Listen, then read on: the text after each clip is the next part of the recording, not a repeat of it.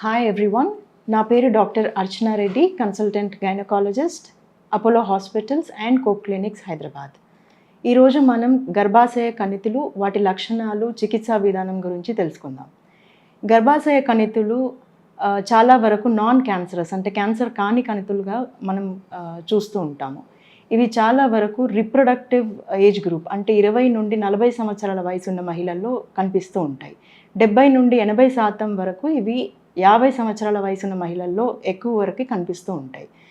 ఇవి మహిళల్లో చాలా వరకు ఏసిమ్టమాటిక్గా, అంటే ఎటువంటి లక్షణాలు చూపించవు. ఒకవేళ లక్షణాలు ఉంటే గనక వీళ్ళలో చాలా వరకు పెల్విక్ పెయిన్, పొత్తి కడుపు నొప్పి, హెవీ మెన్స్ట్రల్ బ్లీడింగ్, పీరియడ్స్ టైంలో చాలా అబ్నార్మల్ యూట్రైన్ బ్లీడింగ్ ఉండడము, తర్వాత హెవీనెస్, పొట్ట బరువుగా ఉండడము, అండ్ ప్రెగ్నెన్సీ టైంలో కన్సీవింగ్కి చాలా ఇబ్బంది పడడము, లేబర్ టైంలో డిఫికల్టీ ఉండడము, ఇట్లాంటి లక్షణాలు కనిపిస్తూ ఉంటాయి. అండ్ ఫ్రీక్వెంట్గా యూరినేషన్ ఉండడం కూడా వీళ్ళలో ఒక లక్షణంగా చెప్పుకోవచ్చు. వీటిని ఎలా గుర్తించడము? ఒక పెల్విక్ ఎగ్జామినేషన్, ఒక thorough medical history and checkup వీళ్ళలో చాలా అవసరము.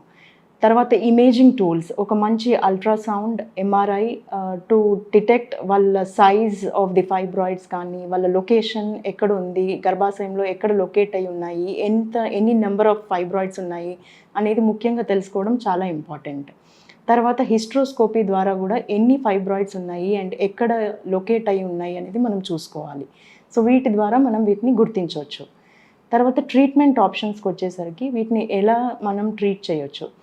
ఈ గర్భాశయ కణితుల్ని మనం మెడికల్ విధానంగా, అంటే హార్మోనల్ ట్రీట్మెంట్తో ట్రీట్ చేసుకోవచ్చు.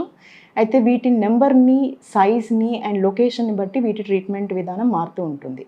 ఒకవేళ వీటి సిమ్టమ్స్ బట్టి కూడా వీటిని ట్రీట్ చేసుకోవాల్సిన అవసరం ఉంటుంది. ఈదర్ మెడికల్ ట్రీట్మెంట్, హార్మోనల్ చికిత్సా విధానం కానీ, లేదా non invasive procedures, uterine artery embolisation or MRI focused ultrasound చేసుకోవచ్చు. లేదా minimally invasive procedures like laparoscopic myomectomy కానీ, లేదా మచ్ అడ్వాన్స్డ్ రోబోటిక్ మయోమెక్టమీ విధానంతో వీటిని ట్రీట్ చేసుకోవచ్చు. కొన్నిసార్లు ఒకవేళ చాలా ఎక్కువ ఫైబ్రాయిడ్స్ ఉన్నట్టయితే కనుక, అండ్ చాలా పెద్ద పెద్ద ఫైబ్రాయిడ్స్ ఉన్నట్టయితే, ఒకవేళ ఫ్యామిలీ లైఫ్ అయిపోయిన వాళ్ళలో హిస్టరెక్టమీ ఆప్షన్ కూడా చేసుకోవచ్చు. కొంతమంది మహిళల్లో ఈ ఫైబ్రాయిడ్స్ వల్ల కన్సీవింగ్, ప్రెగ్నెన్సీ రావడం ఇబ్బంది కలగవచ్చు. ఎందుకంటే అవి ఇంప్లాంటేషన్లో కొంచెం డిఫికల్టీ క్రియేట్ చేయవచ్చు. ఒకవేళ ప్రెగ్నెన్సీ వచ్చినా కూడా మిస్క్యారేజెస్ కానీ, లేదా డ్యూరింగ్ లేబర్ వీళ్ళలో కొంత ఇబ్బందులు కలిగే అవకాశం చాలా ఎక్కువ ఉంటుంది. కొంతమంది లేడీస్లో ఈ ప్రెగ్నెన్సీస్ వచ్చి ఈజీ డెలివరీ అవకాశం కూడా ఉంటుంది. బట్ రిస్క్ ఫ్యాక్టర్స్కి వచ్చేటప్పటికి family history, genetic causes and obesity, early menarche, వీటి వల్ల ఎక్కువ రిస్క్ ఫ్యాక్టర్స్ ఉంటాయి.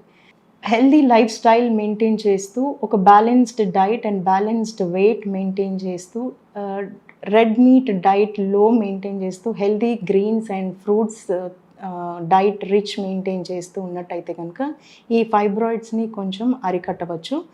And regular health checkups, regular gynaecologist visit, ముందే మనం అల్ట్రాసౌండ్ చెకప్స్ ఇవన్నీ చేసుకున్నట్టయితే కనుక ఫైబ్రాయిడ్స్ని మనం అరికట్టవచ్చు.